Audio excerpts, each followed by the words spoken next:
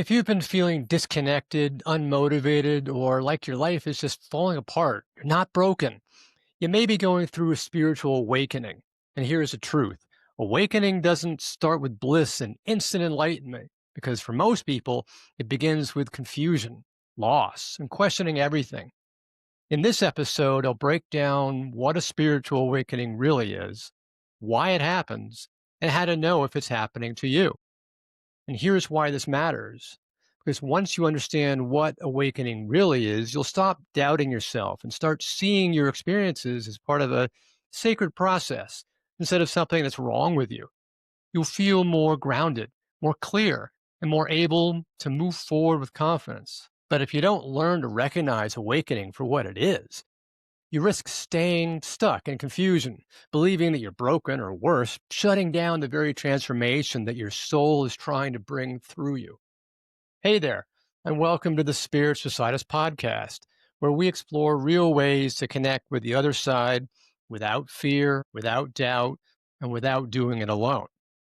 I'm Chris Lippincott, international medium, spiritual teacher, and best-selling author.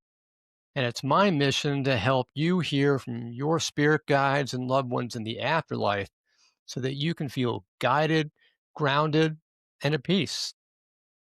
If you feel you're getting something from these episodes, then make sure you follow, like, and subscribe.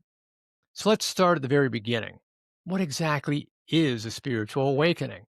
Well, a lot of people throw around that term, but rarely does anybody stop to define it in a way that makes sense to real life. For some, it sounds mystical or vague or even unattainable, like something only monks or yogis experience after years sitting in a dark cave.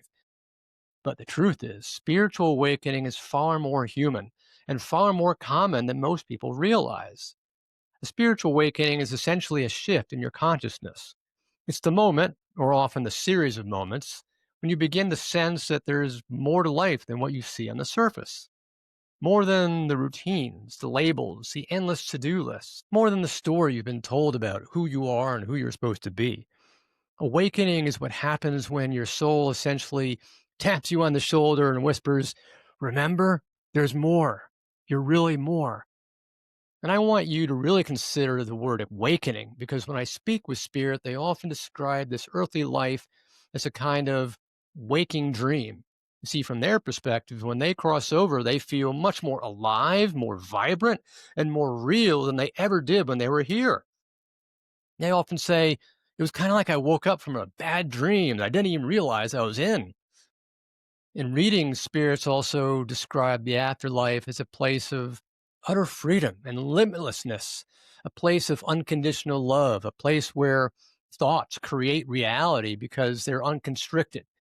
They speak of it as a realm where there are no false personas, no egos to hide behind. Everyone is transparent, seen for who they truly are, and known for what they hold in their heart. That's why they call it home. See, when you hear that spirit describes the afterlife as freedom, love, and total authenticity, does that shift how you think about the life you're living right now? So, when your soul nudges you awake during this human lifetime, what's really happening is you're being invited to remember that you came from that place and you can begin to live in resonance with it even while you're still here. Awakening is literally about waking up from the dream of limitation and beginning to embody the freedom, the love, and the truth that are your essence. Let me give you a picture of this. Imagine you've been living your whole life in a dimly lit room. You got used to all the shadows, the darkness, you got used to the furniture, you knew where everything was, and then one day, without warning, someone opens up a curtain and the sunlight pours in. You're blinded. At first, you squint. It's overwhelming. You can't quite see straight. But eventually, your eyes adjust and you realize that what you thought was the whole world was just a fraction of reality. That moment, that shock of light, that's what a spiritual awakening feels like. Have you ever had a moment like that where it just kind of felt like the curtain was pulled back on life? Author Anita Moorjani, in her book, Dying to Be Me, shares a powerful analogy that resonates deeply with this concept. She describes how, for much of her life, it felt like she was walking in a dark space with only a small flashlight. That little beam of light let her see just a few feet in front of her. Never the sides, never the fullness of where she was. Then, during her near death experience, she says it was as if somebody suddenly threw on the lights in a vast, colorful warehouse. Suddenly, she could see everything expansive, radiant, and interconnected. And here's one more. Awakening is like putting on glasses for the very first time when you didn't even realize that your eyesight had been blurry.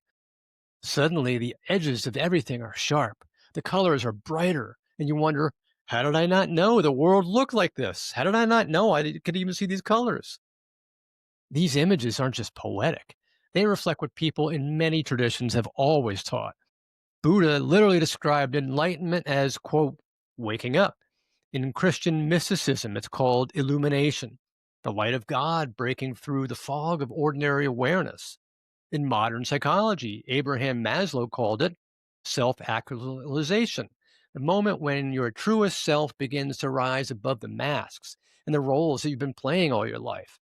So, across cultures, the language may change, but the meaning is the same. Awakening is the process of seeing more clearly. And I'll be honest, before my awakening, I thought it was something entirely different. I thought it just meant being in constant contact with God, with spirit, I don't know, or maybe something achieved only by superhuman people and was reserved only for mystics or rare prophets. But after my awakening, I realized the truth is much more accessible and much more beautiful. Awakening is not something reserved just for the chosen few. It's our birthright. It's our inner nature. It's something we all have, just waiting to blossom, waiting to rise to the surface if we just let it. And here's the beautiful thing. A spiritual awakening doesn't always announce itself with trumpets or fireworks. Sometimes it arrives quietly, gently, as a quiet knowing, an intuition that won't leave you, a dream that feels more real than waking life. Other times it comes crashing in through loss, heartbreak, burnout, or a profound mystical experience. See, the point is, awakening is less about the event and more about the shift that it creates within you. So if you're sitting there wondering, am I having a spiritual awakening? Remember this. It's not about whether you saw angels or had a near death experience or traveled to some other universe. It's about whether you're beginning to sense that life is deeper, wider, more meaningful than you were told. If you're questioning, if you're searching, if you're peeling back the layers of who you thought you were, then yes, you are awakening. And that, my friend, is a sacred thing. So now that we've defined what a spiritual awakening is, a natural question becomes, well, why does it happen in the first place? And the answer is both simple and profound. Awakening happens because your soul is ready. At some level beyond your conscious mind, you've reached a point in your journey where it's time to remember more of who you are. It's almost like your soul has been just patiently waiting, whispering, nudging, and then finally it says, okay, okay, now it's the moment. Let's wake up. Time to wake up. Sometimes awakening comes gently. Sometimes it arrives like a thunderbolt. Often it's triggered by life experiences that just shake the foundation of who you thought you were. It can happen after a deep loss, an illness, or maybe a brush with death. It can be triggered by meditation or spiritual practice. Some people awaken during moments of deep beauty, standing in nature, listening to music that lifts their soul, or in the stillness of prayer. And sometimes awakening comes not from stillness, but from chaos, from a life that suddenly unravels and forces you to search for meaning where you thought there was some before. And here's something that doesn't get talked about enough. Many women report that giving birth triggered their spiritual awakening. After childbirth, it's not uncommon for women to suddenly have access to their psychic senses, to experience a deepened intuition or even clear connections with spirit. Why? Because birth is a threshold. It's a crossing point between worlds. In those moments, you're straddling the veil, bringing life into this world while deeply connected to the mystery of creation itself. That experience can rip open the psychic senses as if the soul says, well, now that you've crossed that threshold, you'll never look at life the same way again. Time for you to change. But whether it's through birth, loss, meditation, or even a near death experience, the underlying reason is the same. Awakening happens because your soul is growing. You've outgrown the old version of yourself. Just like a hermit crab eventually outgrows its shell, there does come a point where your spirit can no longer stay squeezed into the roles, beliefs, and patterns that once felt safe. Awakening is your soul kind of breaking free. So if your life has felt like it's unraveling, just kind of help you see it in a new light. The Greek philosopher Plato described this beautifully in his allegory of the cave. He tells the story of three prisoners who had been chained to a cave wall for their entire lives, and all they could see were shadows cast on that wall by a fire behind them. To them, those shadows were reality because it was all they had ever known. But then one day, one of the prisoners broke free. He stumbled out of the cave and discovered sunlight for the first time. He saw colors, trees, animals, rivers, and a vast world that had always existed beyond the cave. Overwhelmed with excitement, he returned to the cave to tell the others what he had finally seen. But when he tried to explain it, they mocked him. They made fun of him. They thought he was crazy. To them, the shadows on the wall were reality, and anything beyond that was just unthinkable, unknowable. And that's exactly what a spiritual awakening can feel like. When you step outside of the old patterns and old beliefs, you realize suddenly that life is bigger, brighter, and more alive than you ever imagined it could be. But not everyone will understand. Some people are going to resist because it challenges the only reality they've ever known. Yet for the soul who breaks free, there's no going back. Awakening is also about timing. Spirit often says that there are moments in our life plan where certain doors open. Maybe you've heard the subtle sense that something was always going to shift in midlife, or maybe after a big move, or once you reach a certain point in your career. From a soul perspective, it's no accident. These openings are woven into your journey long before you were even born. And when the moment arrives, you step through. And here's one more important piece. Awakening isn't a punishment, even though some say it feels like it. It isn't because you've done something wrong or failed at life. Awakening is always an invitation.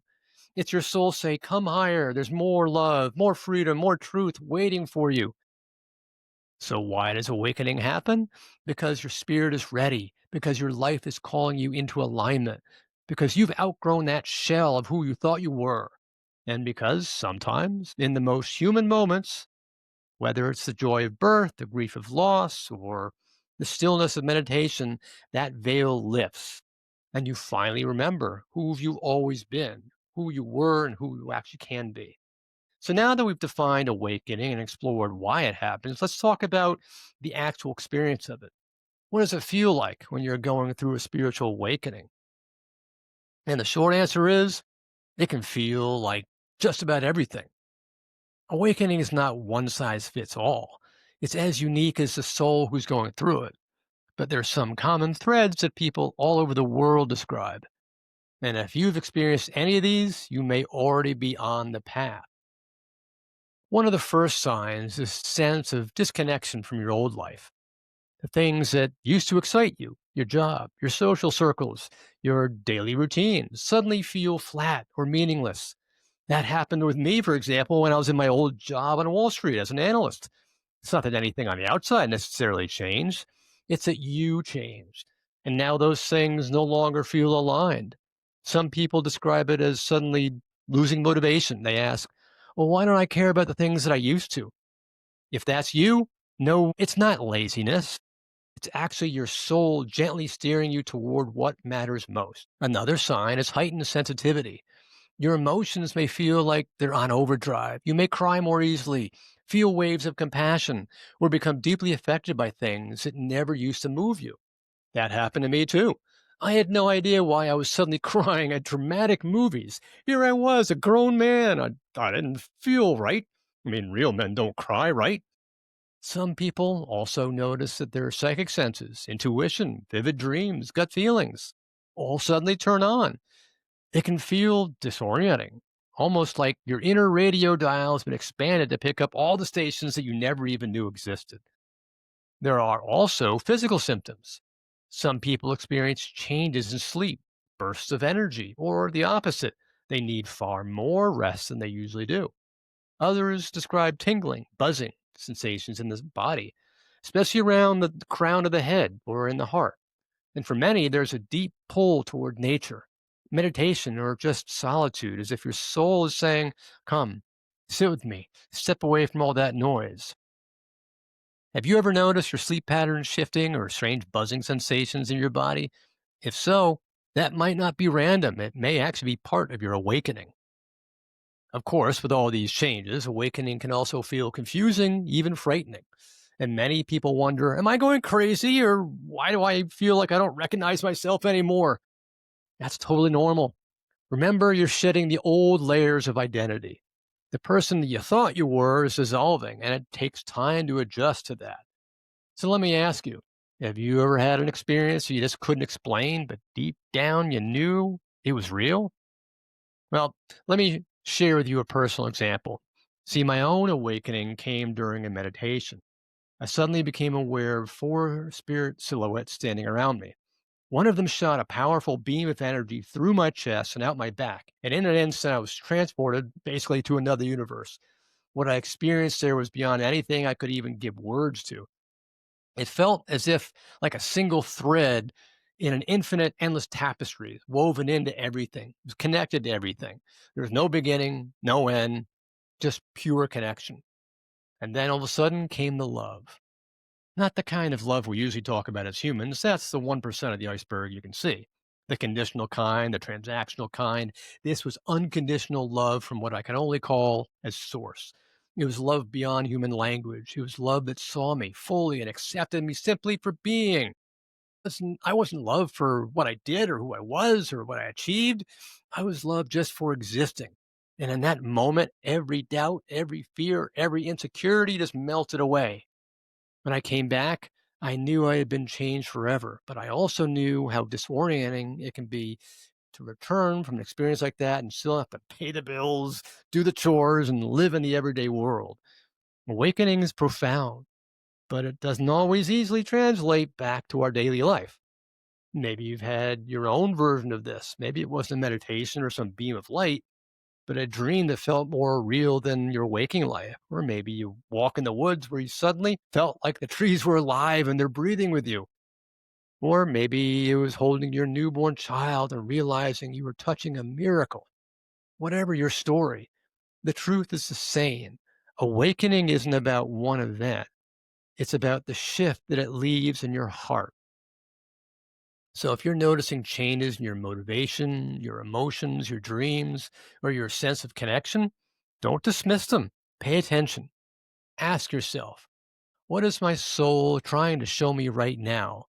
Because these moments, as strange or unsettling as they may seem, are sacred invitations. They're your awakening unfolding step by step. So now that we've explored what awakening feels like, it's time to be really honest about the part that nobody really likes to talk about, the challenges. Because yes, awakening can be beautiful and expansive, but it can also be confusing, destabilizing, and sometimes downright painful.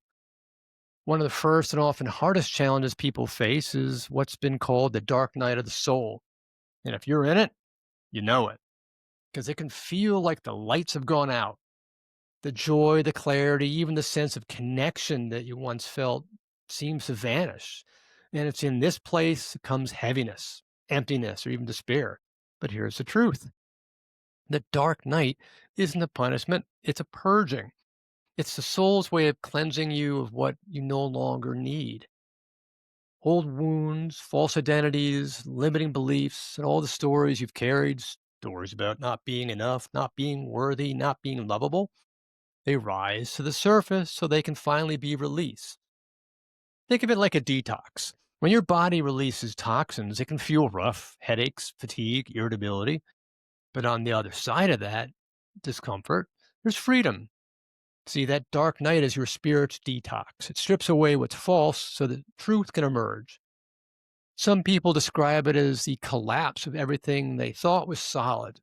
Careers end, friendships drift, belief systems shatter. And if it feels terrifying because the ground beneath your feet doesn't feel stable anymore, that's true. But really, it's not the ground that's gone, it's the illusions that covered it. Your soul is tearing down the old house so that you can build on bedrock instead of sand. Does that kind of resonate with what you're walking through right now? Yes, this can actually last days, months, and for some people, even years. But it's not endless. It does have a purpose. See, once the purge is complete, you find yourself lighter, clearer, more authentic. The dark night isn't the end of your awakening. Think it's basically the chrysalis stage where the caterpillar dissolves before becoming the butterfly. Painful? Yes. But necessary? Absolutely. Another challenge is the identity crisis. Awakening dismantles who you thought you were. See, maybe you built your life around a career, a role in your family, or a particular belief system.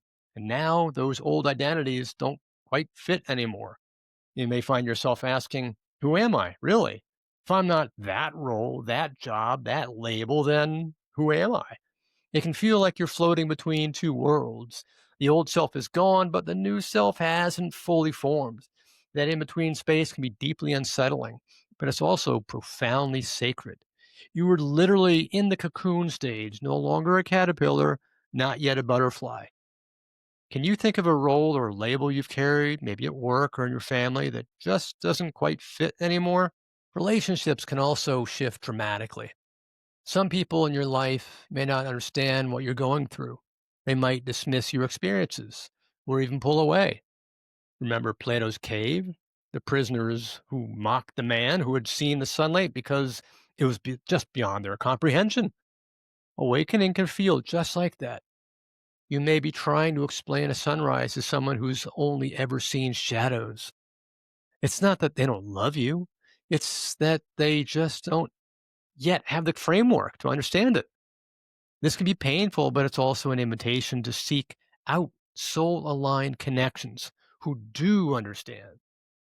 And then there's the challenge of motivation, or rather the lack of it.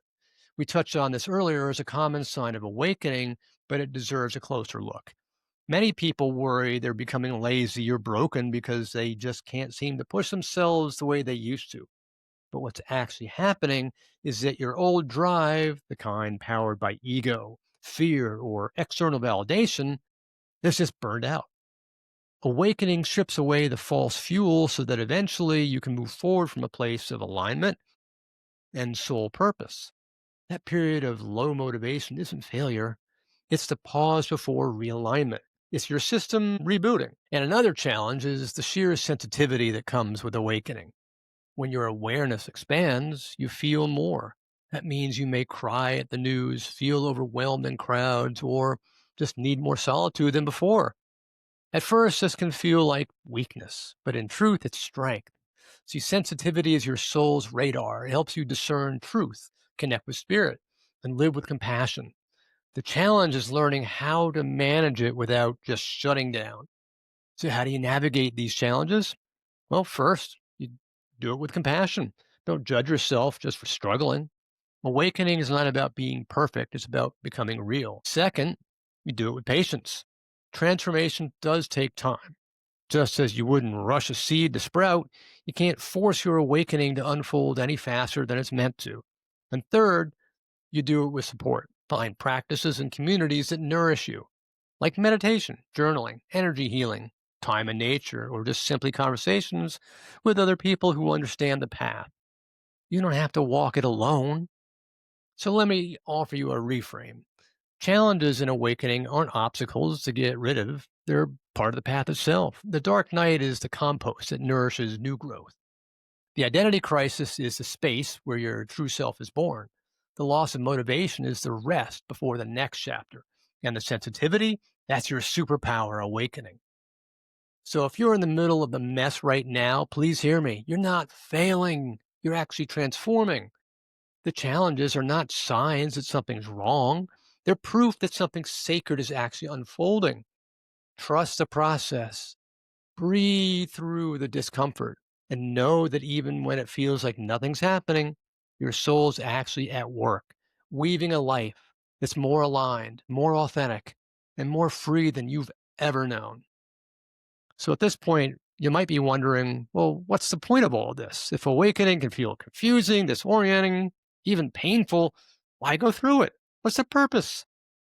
Well, the purpose of awakening is pretty simple: alignment. Awakening realigns you with who you truly are.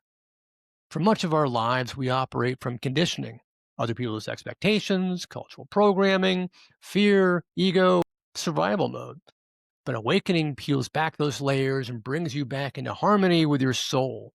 It's not about becoming something new, it's about actually remembering who you already are. Remember, Spirit often describes this process as a return to love.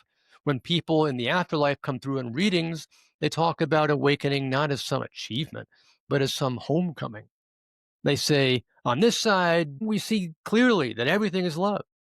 And when you awaken in the human life, you begin to taste that truth before you even get here. What if the whole point of your awakening wasn't to escape life, but to actually finally live it more fully? Awakening also shifts your perspective on what matters, because suddenly things you once obsessed over, maybe status, appearances, external validation, they all lose their grip.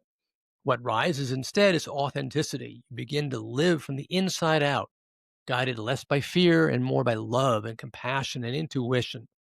And when you're in that state, you naturally uplift others. Your presence itself becomes healing. Another purpose is expansion. Awakening stretches your awareness beyond that small box of me, my story, my problems. You realize you're part of something vast, interconnected, alive. You begin to sense that your choices ripple outward. You see all the synchronicities, signs, and guidance all around you. Life shifts from just being random to being meaningful. And that expansion doesn't just make life more magical, it gives you resilience. Because when you know you're connected to something bigger, you stop feeling so all alone. Awakening also invites service, not in the sense that you suddenly have to become a healer or a teacher, but in the sense that you naturally want to share the love and the clarity that you found. It could be through your work, your parenting, your art, or simply the way you listen to a friend. When your vibration rises, it ripples outwards, and the world needs those ripples. And perhaps the most important purpose, awakening prepares you for what's to come. Spirits often told me that the human journey is kind of like a classroom for the soul. We came here to learn lessons, to grow, to expand. And awakening is part of that curriculum. Doesn't mean you've graduated. It just means that you're engaging with the lessons on a deeper level. You're moving from automatic living to conscious living. And that shift shapes not only this life, but the way you'll shape into the next life. So the purpose of awakening is not to escape life. It's really to live it more fully, to live with your eyes open, your heart open, and your soul awake, to stop sleepwalking through the days and start engaging with them as the sacred opportunities that they truly are. If you take nothing else from this episode, take this. Awakening is not a detour from your life. It is your life, unfolding exactly as it's meant to. It's the soul saying, come back, remember, live as the love you are. Well, we've really covered a lot today. The definition of awakening, why it happens, and what it feels like, the challenges and the purpose. But I don't want to leave you with just concepts. I want to give you some simple, practical ways that you can navigate your own awakening starting right now. First, give yourself permission to slow down. Awakening isn't a race. If your motivation is dropped or your energy feels inconsistent, don't fight it. Instead, lean into the natural rhythms of your soul. Allow space for rest, reflection, and integration. Sometimes the most spiritual thing you can do is simply take a breath and let yourself be. Second, start journaling your experiences. Write them down. Write down your dreams, your synchronicities, your intuitions, or even the moments of confusion. Because awakening can feel messy while you're in it, but when you record it, you start to see patterns emerge. And you'll begin to see how spirit has been guiding you all along. Journaling is also something that gives your conscious mind something to do while your soul works at much deeper levels. Third, spend more time in nature. Awakening really reconnects you with the living web of creation, and there's no better teacher of that than the natural world. Walk in the woods, sit by water, or just simply notice the sky overhead. Nature has a way of recalibrating your energy, grounding your sensitivity, and reminding you that you are part of something that's far bigger than you. Fourth, practice energetic hygiene. Just like you shower your physical body, your energy body needs clearing too. Try a salt bath. Visualize white light washing through your aura, or even just shaking out your body to release stagnant energy. These small practices help you stay clear and balanced as your vibration shifts. What would it feel like if you gave your energy body the same daily care that you gave your physical body? And fifth, cultivate compassion for yourself. Awakening will bring up old wounds and tender places. So instead of criticizing yourself for not being further along, treat yourself kindly along the way. Patience, kindness, unconditional love. Remember, this isn't about perfection, it's about authenticity. And finally, find community. Awakening can feel isolating, especially if people around you just don't understand. So seek out others who are on a similar path, whether it's through groups, teachers, or simply a trusted friend who gets it. By sharing your journey, you're not only lightening your load, you're magnifying the growth. You don't have to do this all alone. So if you're navigating your awakening right now, start with these small steps. Give yourself permission to rest. Write down your experiences. Spend time in nature. Clear your energy. Practice compassion and connect with others who understand it. None of these are complicated, but together they all create a foundation that makes the awakening process gentler, steadier, and more joyful. Because awakening isn't about becoming someone else. It's actually about uncovering who you already are. And these practices help you meet that self with clarity, grace, and love. So here's my question to you. What part of you might be awakening right now? During your spiritual awakening process, you'll want to feel calmer, clearer, and more connected to spirit. So to help you, you can use my free meditation at montclairmedium.com/free meditation. It's a gentle way to quiet the noise and open the channel of your soul. And now that you understand what spiritual awakening really is, you might notice that your emotions feel stronger than ever. And that can be overwhelming, but it's also one of the most powerful doorways into awakening. And to help with that, I recommend that you listen to another episode, How to Turn Emotional Overwhelm into Spiritual Awakening. In this episode, you'll see your emotions not as obstacles, but as messengers, guides that can actually accelerate your awakening when you learn how to work with them. So I hope this has helped you. And until next time, this is Chris signing off, sending you love and light. Bye for now.